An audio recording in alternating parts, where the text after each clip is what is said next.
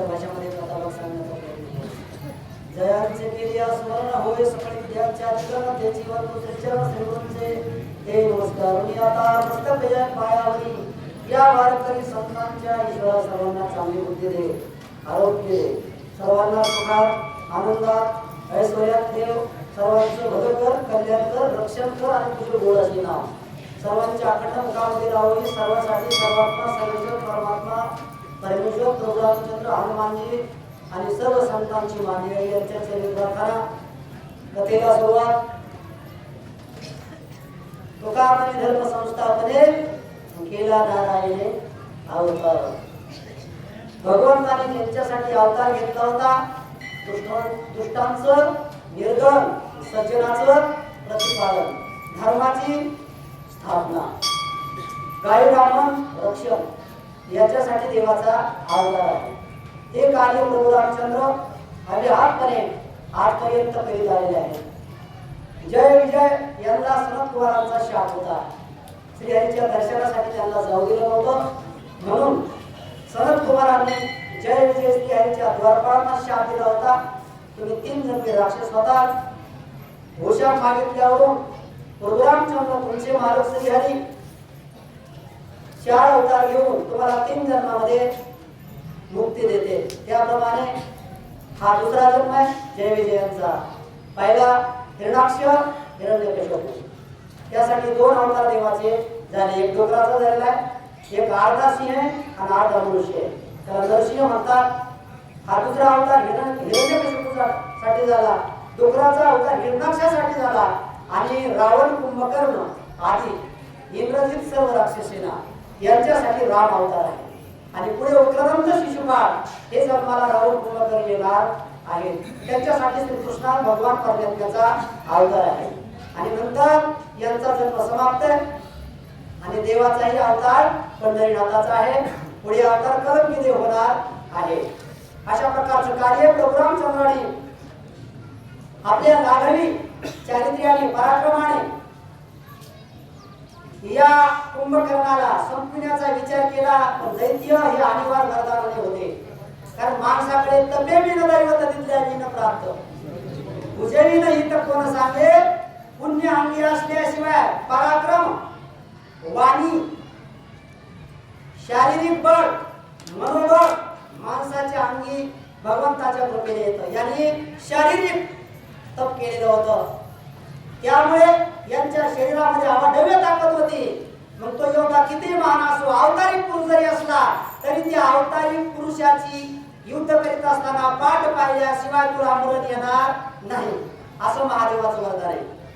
त्यामुळे मरत नव्हता. शिर उडलेलं होतं, हात पाय या वेगळं धड केलेलं होतं, तरी सुद्धा ते मारण्यासाठी धावतच होतं. त्यावेळेस घरचा बेदर लंकाधर विभीषण इकडे शरणागत आलेला होता. त्यावेळेस त्याने सांगितलं की हा वैर्याची पाठ पाहिल्याशिवाय मरत नाही. रामाला तर पाठ दाखवायची नाही. जीव याला हरकत नाही, पण पुण्यवान माणसं जीवाची पर्वा करीत नाही. आपलं जे हृदय, आपला जो बाण आहे आणि आपलं जे सात्विक कर्म आहे ते कर्म त्यागीत नाही. देह त्यागायला तयार आहे, पण सात्विक कर्म, पुण्य कर्म त्यागायला पुण्यवान माणसं तयार नाहीत.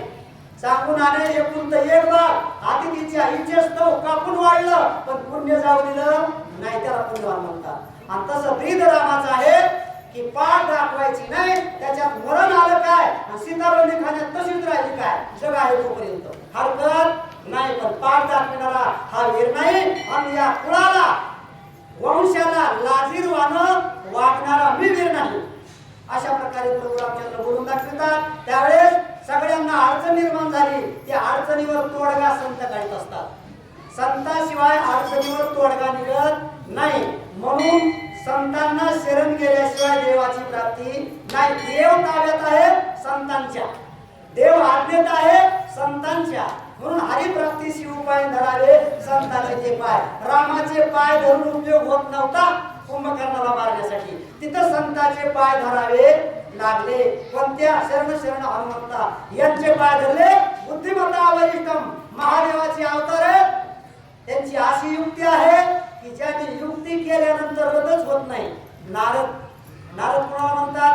ज्यांनी केलेली युक्ती रद्द होत नाही त्याला नारद म्हणतात. आणि तो तर नारदाचा नारद आहे, शिवशंकराचा अवतार आहे. मग त्यांच्याकडे सगळ्यांनी मीटिंग घेऊन विनंती केली, त्यावेळेस घाबरू नका, मी तुमच्या पाठीशी आहे असं अभय दिलं सर्व वानर कमिटीला. आणि अभय देऊन आले, पाठीला आपलं शेपूट दिवचीलं, रामाने पाठीमागं पाहिलं, इकडं हे मरून गेलं. अशा प्रकारचं कार्य हनुमानीनं रामाच्या हातून केलं. रामाला कळू सुद्धा दिलं नाही, रामाला विजय मिळवून दिला आणि सर्वांना आनंद मिळवून दिला.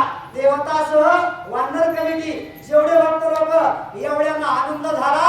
आणि ज्याच्यासाठी आपण आतापर्यंत कार्य केलं आणि त्या कार्याला फळ मिळाले आणि कर्मकर्त्याला कार्याचं फळ मिळालं का, त्यावेळेस त्या कर्मकर्त्याला आनंद असतो. नुसतं कर्मच करीत राहायचं आणि कर्माला जर त्या कार्यकर्त्याला फळ मिळत नसेल तर तो कार्यकर्ता उद्विग्न झाल्याशिवाय राहत नाही. एवढा महान कार्य करताय पण त्याच्या कार्याला फळ मिळत नव्हतं, पण या संतांमुळे महान कार्यकर्त्याच्या कर्त्याला फळ मिळाले, म्हणून जगात संत श्रेष्ठ आहेत. साधू थोर जाना आणि साधू थोर जाना, साधू थोर जाना कलियुगी. अशा प्रकारचा गजर हनुमंताचा, रामाचा 33 कोटी देवादी सर्व वानर कमिटीने त्या ठिकाणी केलेला नंतर माझे राखोनी सत्य व्रत कळून देता मुख पुरुषार्थ हनुमंते साधिला कार्यार्थ तेने रघुनाथ देवाला आनंद निर्माण होईल अशा प्रकारचं वागणं माणसाचं असावा. बोलू जेने बोले, जेने बोले विठ्ठल डोले असं बोललं पाहिजे. सर्व लोक तर डुललेच पाहिजेत, आनंदित झालेच पाहिजेत, पण त्या बोलानं देव आनंदित झाला पाहिजे. आणि देवानं सुद्धा कृत्य झालो, इच्छा केली ते पावलो असे देवाचे शब्द देवाच्या मुखातून बाहेर पडावेत. अशा प्रकारचं कर्तृत्व संतांकडे असते. मग ते संतांनं कर्तृत्व केलेले. पण देवाचं जे ब्रीद आहे का, या ब्रीदाला हानी पोहोचू दिली का? हनुमंतानं युक्ती केली, शेपटी पाठीला घासून रामाला कुंभकर्णाला पाड दाखविण्याला भाग पाडले. पण त्याच्यामध्ये लाज देवाची जाऊ दिली नाही. त्यांचा जो बाणा होता, निष्ठा होता, ब्रीद होता, त्याला सुद्धा कलंकित होऊ दिलेलं नाही. अशा प्रकारचं कार्य म्हणजे सगळ्यांचे मनोरथ सांभाळले आणि भगवंताचं सुद्धा ब्रीद सांभाळलं. म्हणजे त्यांच्या वचनाला, त्यांच्या वागणुकीला काळीमा जेणेकरून जाईल आपल्या कर्तृत्वानं. अशा प्रकारचं कार्य हनुमानजीने होऊ दिलं नाही. म्हणून त्याला म्हणतात बुद्धिमतां वरिष्ठम, म्हणून त्याला म्हणतात संत. आणि अशा संतांना शरण गेल्याशिवाय देवही सुखी होत नाही आणि देव मिळत सुद्धा नाही आणि केलेल्या परमार्थाला फळ सुद्धा बाजूला टाकून संतांची सेवा केल्यानंतर आपल्या मनातल्या इच्छा आपोआप देव पूर्ण करतो. देवाची सेवा न करता, कारण देव ते संत, देव ते संत आणि निमित्त त्या प्रतिमा, म्हणून सब छोडो आणि संत पकडो. कधी महाराज म्हणतात बाकीची कुणाचीच काही पर्वा न करता देवाला सुद्धा बाजूला सोडा, पण देवाच्या भक्ताला विसरू नका, देवाच्या भक्ताची निंदा करू नका.